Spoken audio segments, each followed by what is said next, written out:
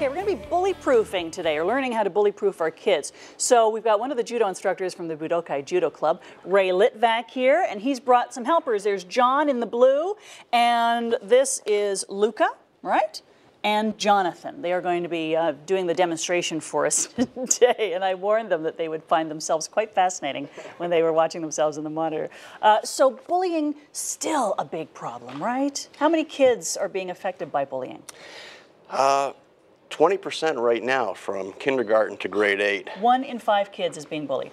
Yeah, experiences it at one point in their life during that time. Yeah, and I you know, just anecdotally, I was talking to people in the office yesterday, and some of those stories are heartbreaking. I mean, it's no wonder that you hear about suicides. It's no wonder you hear about people who give up, because it's just devastating what other people can say and do to them at that critical time in their life.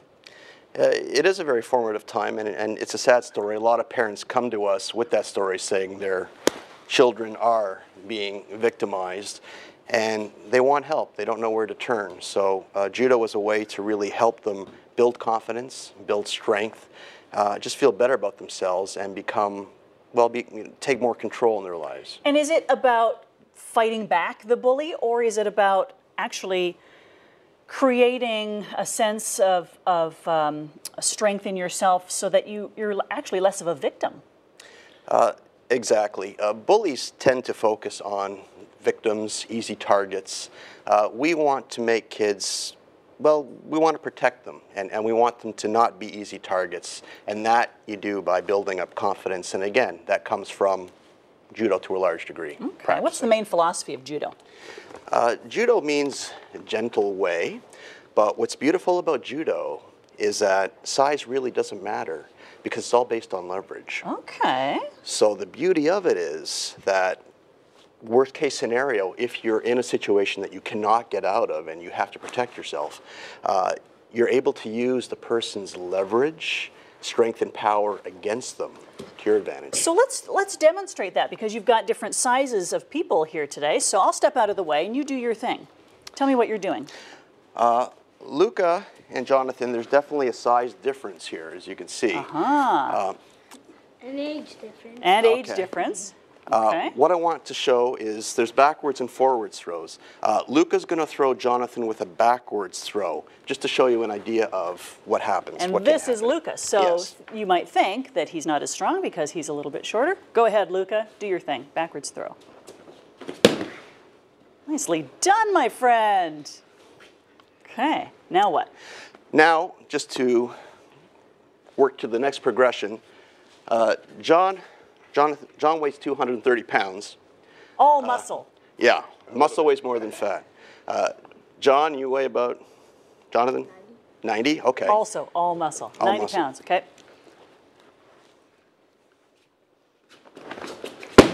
Whoa! High five on that. Nice work. Sorry about your luck, man. And that had a nice slap to it, too. Yeah. So, and that's just about where to move the weight, is that it? If I can demonstrate? Yeah, please. So for example, here static, just if someone grabs onto me, okay, very dangerous to grab onto a judo man, very dangerous. So just static, from here, I'll break his balance, kazushi, I'll make him taller, and then for this throw, I make myself smaller. Wow. Now, if he comes at me, if he charges me, he's in big trouble. You're just getting schooled today, aren't you? It's not my day. It's not your day. So what does this do to the self-confidence of a child who has been bullied? It just takes it from here to here, Val. I've seen it time and time again. Actually, Jonathan, when he came to us, he was having issues at school, bullying issues. And 6 months later, nobody laid a hand on him. And still, nobody, they may say the odd word to him, but they know not to lay a hand on him. It works. And have you ever had to use it? Yeah. Oh, he has had to use it. Okay, well, good. So if he needs it, it's there. But my understanding is you try at all costs to avoid having to get in a fight with someone. Is that true? It's a last resort, but, and we try to teach strategies to avoid, being put in that situation, to prevent it from happening. But there's just some cases where your back is against the wall, and you have to protect yourself. You have the right to protect yourself. So at that point, we say only when you have to, when there's no other option, then you take care of yourself. But otherwise, don't use it, just for fun. It's not a toy. We let them know. Yeah, that's right. Good point. We've got lots of time. So is there anything more you can show us with the young boys here? What we're going to have these guys do now is show a couple of different techniques. Within judo, there's 40 standard throws, and then there's variations on those. 40, wow. Okay. Yes. So what we're going to have is we're going to have Luca demonstrate a foot sweep.